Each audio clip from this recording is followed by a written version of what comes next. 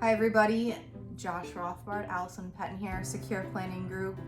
We are in August, and for this month we are going to be talking about behavioral finance, what it is, and how does it affect your overall financial picture.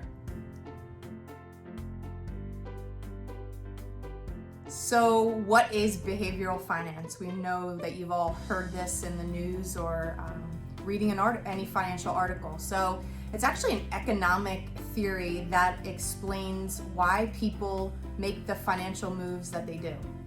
It's also a theory to explain abnormalities in the market, such as why stock prices may undergo such a drastic change in price for no apparent reason. So what are some reasons that investors could be potentially irrational when it comes to financial decision making? So the first one is going to be personal experience.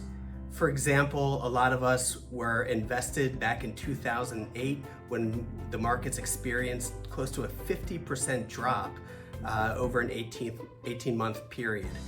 So all of a sudden now, because we lived through that and experienced that big shock to the market, every time the market drops a little bit or we hear some bad news, our first inclination is, all right, let's sell, let's get out of this market.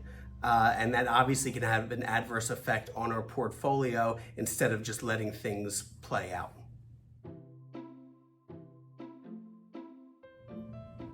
So a second example is frequent portfolio evaluation.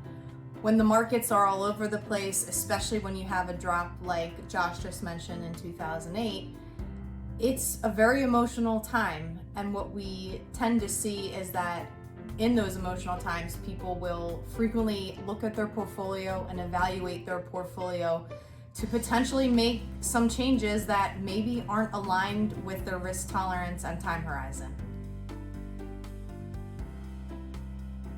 So what's the point of this educational lesson on behavioral finance, and why does it apply to you and your financial picture?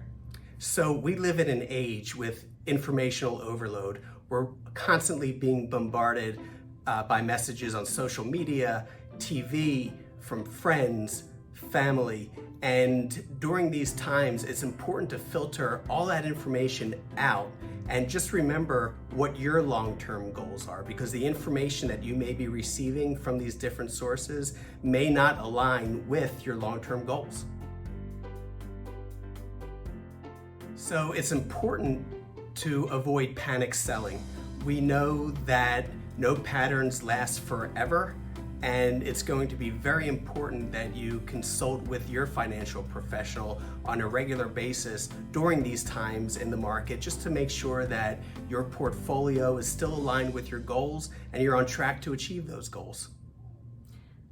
Thanks so much for tuning in today and watching our video. If you found this video helpful and you learned something, we hope that you would forward it to any family or friends that would find the information useful.